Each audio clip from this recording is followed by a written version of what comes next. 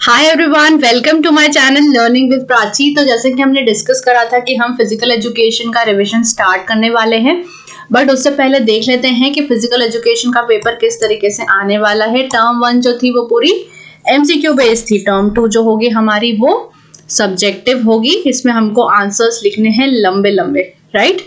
तो अभी हम डिस्कस कर लेंगे कि आंसर कैसे देने हैं, बट मोस्ट इंपॉर्टेंट पार्ट ये है कि आप सारी ही वीडियोस को बड़े ध्यान से देखें, नोट्स बनाएं, क्योंकि ये जो टर्म है, ठीक है, इसमें सब्जेक्टिव आंसर्स लिखने हैं एंड टू द पॉइंट ही लिखने हैं। अभी मैं बताऊंगी कैसे।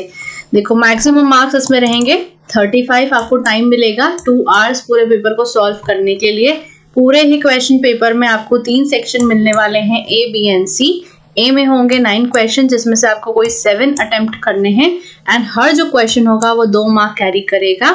आपके आंसर की लिमिट होना चाहिए 30 to 50 वर्ड्स। यहाँ पे हमने देख लिया कि 9 क्वेश्चन है, जिसमें से हमको कोई 7 अटेम्प्ट करने हैं। सेक्शन बी जो होगा उसमें 5 क्वेश्चन होंगे, जिसमें से कोई 3 अटेम्प्ट करने हैं and her question 3 mark carry करेगा और आपकी आंसर की लिमिट होना चाहिए 80 to 100 वर्ड्स। तो यहाँ पे हमने देख लिया कि आपको सेक्शन बी में 5 क्वेश्चन मिलेंगे, जिसमें से आपको कोई 3 करने हैं। सेक्शन सी जो होगा उसमें 4 क्वेश्चन होंगे, जिसमें से आपको कोई 3 अटेम्प्ट करने हैं।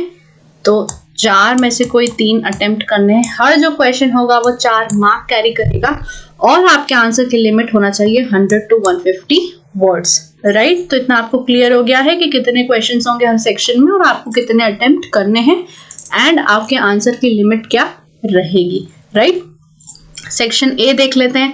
तो जैसे कि हमने डिस्कस करा कि 9 क्वेश्चन रहेंगे, 7 अटेम्प्ट करने हैं। हर जो क्वेश्चन है वो 2 मार्क कैरी करेगा। एक्सप्लेन एनी 2 बेनिफिट्स ऑफ अर्ध मत्स्य आसन। तो यहाँ पे हर एक बेनिफिट के आपको एक मार्क मिलेंगे, ठीक है। एक बेनिफिट 1 मार्क। तो यहाँ पे बहुत जरूरी है कि आप टू द पॉइंट आंसर ही लिखें। एक्सप्लोजिव स्ट्रेंथ क्या होती है, एग्जाम्पल से समझाओ। तो एक्सप्लोजिव स्ट्रेंथ क्या होती है, उसका 1 मार्क, एग्जाम्पल का 1 मार्क। पर्सनालिटी मोटिवेशन क्या है, पर्सनालिटी का 1 मार्क, मोटिवेशन का 1 mark. Full form of SPD and ASD, SPD का 1 मार्क, एएसडी का 1 mark. List any 4 changes happening in the muscular system due to exercising. तो मस्कुलर सिस्टम में क्या क्या चेंजेस आते हैं जब हम एक्सरसाइज करते हैं। 4 चेंजेस क्लियरली लिखा है, कितने आपको बताने हैं। हर पॉइंट का आपको 0.5 मार्क मिलेगा, राइट। तो ऐसे आपके 2 मार्क हो जाएंगे जब आप 4 पॉइंट लिखेंगे। What is the meaning of isotonic method and it is used for developing which ability? तो isotonic method क्या होती है, उसका 1 मार्क, एंड उससे क्या एबिलिटी डेवलप होती है, उसका 1 मार्क। 2 सिम्टम्स और कॉजेस देना है आपको ADHD के। सिम्टम्स का 1 मार्क, कॉजेस का 1 मार्क। लैसरेशन क्या है, उसको मैनेज कैसे करते हैं, लैसरेशन का 1 मार्क, उसके मैनेजमेंट का 1 mark. List down any 2 strategies to make physical activities accessible for CWS। तो 2 strategies, एक स्ट्रैटेजी का 1 मार्क। तो बहुत ज्यादा जरूरी है कि जो भी आंसर आप लिखें पॉइंट वाइज लिखें, टू द पॉइंट लिखें। देखिए, आपको यहाँ पे लिमिट दी है 30 to 50। तो चेकर के पास भी इतना टाइम नहीं है कि वो बहुत लंबा लंबा आंसर पड़ेगा। टू द पॉइंट लिखो, बढ़िया से लिखो, उसको मजा आ जाएगा, तो वो आपको मार्क्स दे देगा। और हर क्वेश्चन में क्लियरली लिखा है कि आपको क्या बताना है, कितना बताना है। सेक्शन बी में आ जाते हैं। List down and briefly explain any 4 techniques of motivation. आपने यहाँ पे दे दिया है कि मोटिवेशन क्या होती है, उसको समझाओ पहले, और फिर कोई 4 टेक्निक समझाओ जिससे मोटिवेशन डेवलप होता है, right. Explain cognitive disability along with the symptoms. तो कॉग्निटिव डिसेबिलिटी क्या होती है, उसका 1 मार्क। सिम्टम्स के आपको मिलेंगे 2 मार्क, क्योंकि हमको पता है सेक्शन बी में आपको कितना मिलेगा, 5 क्वेश्चन में से आपको 3 अटेम्प्ट करना है। हर क्वेश्चन का 3 मार्क है और 80 to 100 उसकी वर्ड लिमिट रहेगी। कि एक फ्लो चार्ट बताना और एक्सप्लेन करना है। क्लासिफिकेशन ऑफ स्पोर्ट्स इंजुरीज, तो ये मैंने वीडियो में बहुत अच्छे से क्लासिफिकेशन ऑफ स्पोर्ट्स इंजुरीज को समझाया है। मैंने भी फ्लो चार्ट ही बनाया है, आपको अगर वहां पे जाके देखना हो तो आप देख सकते हो, राइट। तो आपको समझ में आ गया। सेक्शन बी में हमको कितने मिलेंगे, 5 क्वेश्चन मिलेंगे, उसमें से कोई 3 अटेम्प्ट करना है, राइट। तो ये सिर्फ एक एग्जाम्पल दिया था कि क्वेश्चन किस तरीके से आएंगे।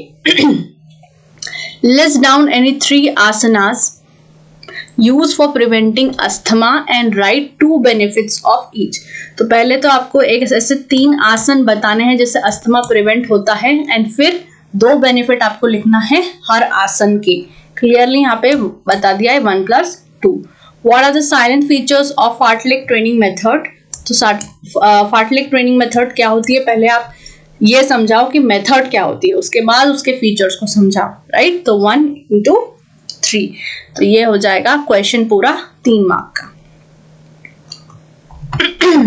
सेक्शन सी, अब सेक्शन सी में आपको क्या मिलेगा, 4 क्वेश्चन मिलेंगे जिसमें से कोई 3 अटेम्प्ट करना है। हर क्वेश्चन जो है वो 4 मार्क कैरी करेगा, एंड इसकी वर्ड लिमिट क्या रहेगी, 100 to 150 वर्ड्स। तो जैसे explain any 3 personality types of big 5 theory, तो 3 पर्सनालिटी टाइप्स एक्सप्लेन करना है ऑफ बिग 5 थ्योरी के। पूरा ही क्वेश्चन कितने मार्क का रहेगा, 4 मार्क का रहेगा। Discuss physiological factors determining speed. तो सबसे पहले तो ये समझाओ कि स्पीड क्या होती है, उसके बाद फिजियोलॉजिकल फैक्टर्स क्या हैं जो स्पीड को डिटरमाइन करते हैं उसको समझाओ। डिफाइन फ्लेक्सिबिलिटी, तो फ्लेक्सिबिलिटी को पहले एक्सप्लेन करो और फिर एक्सप्लेन करो वो मेथड्स जिससे फ्लेक्सिबिलिटी डेवलप होती है। Briefly explain the administration of Pawanmuktasana along with its contradictions and draw stick diagram. तो पहले आपको बताना है कि पवन मुक्त आसन होता क्या है, उसके बाद कॉन्ट्रडिक्शंस का मतलब क्या है कि किन किन लोगों को वो नहीं करना चाहिए, या जैसे किसी को बैक पेन हो या इंजरी हो उनको नहीं करना चाहिए। जो भी हो इस पवन मुक्त आसन के कॉन्ट्रडिक्शंस वो आपको बताने हैं, और स्टिक डायग्राम से आपको बताना है स्टिक पवन मुक्त आसन कैसे बनेगा। देखो मेरी तो ड्राइंग बहुत ही घटिया है, पर ठीक है बताती हूँ। जैसे ये आपने इंसान बनाया, हो सके तो इंसान दिख रहा हो तो ठीक है। ये दोनों अपना ये पवन मुक्त आसन कर रहा है, राइट। तो ऐसे आपको बताना है। ये मेरा स्टिक डायग्राम है। तो आप, अब मैंने तो पास कर लिया, आपको पास होना है, तो आप सीखोगे कि स्टिक डायग्राम कैसे बनाते हैं। अच्छा सा स्टिक डायग्राम बनाना सीख लो। तो हर आसन का स्टिक डायग्राम आपको आना चाहिए, राइट। तो ऐसे समझ में आना चाहिए कि हाँ भाई ये पवन मुक्त आसन करने वाला है, राइट। तो इस तरीके से पूरा क्वेश्चन पेपर आने वाला है। मैंने आपको बता दिया कितने सेक्शन होते हैं, कितने क्वेश्चंस होते हैं, कितने अटेम्प्ट करना है, कितने मार्क्स के होते हैं, वर्ड लिमिट क्या है, एंड बहुत ज्यादा जरूरी है कि पढ़ के जाओगे, टू द पॉइंट लिखोगे तो फटाफट पेपर सॉल्व कर पाओगे, अदरवाइज 2 घंटे कम पड़ जाने वाले, ठीक है। तो टू द पॉइंट आंसर लिखो, बढ़िया से लिखो, स्टिक डायग्राम बनाना सीख लो, और मैं मिलती हूँ आपसे अगले वीडियो में।